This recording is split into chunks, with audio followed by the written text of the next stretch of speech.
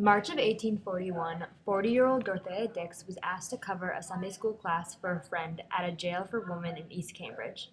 What she found there would forever change not only her life, but the lives of all those living with mental illness.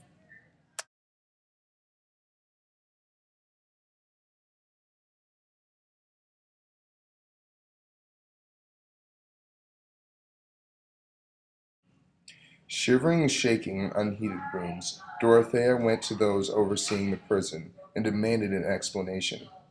Where was the stove? Where was the heat? The owner responded that patients could not feel the cold and they would only burn themselves or set the building afire. Therefore, they do not deserve heat, which is costly and a privilege. Patients were confined to cages, closets, cellars, stalls, and pens, where they were chained, beaten with rods, and lashed into obedience.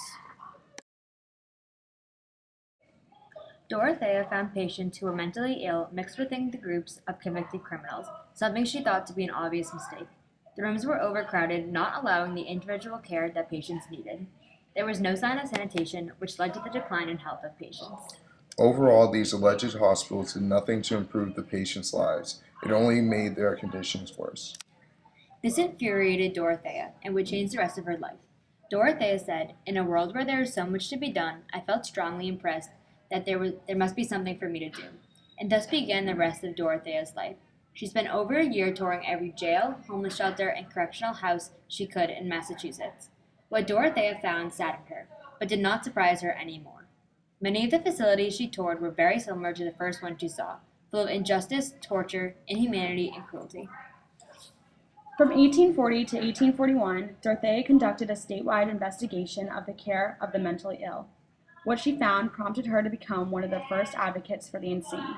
After she served as the superintendent of the nurses for the Union and at the start of the Civil War, she worked to set aside funds to expand the mental hospitals in Worcester. Later on, she accomplished similar goals in Rhode Island and New York. Dorothea's work spread across America and later into Europe, as people began to feel more comfortable talking about the treatment of the mentally insane.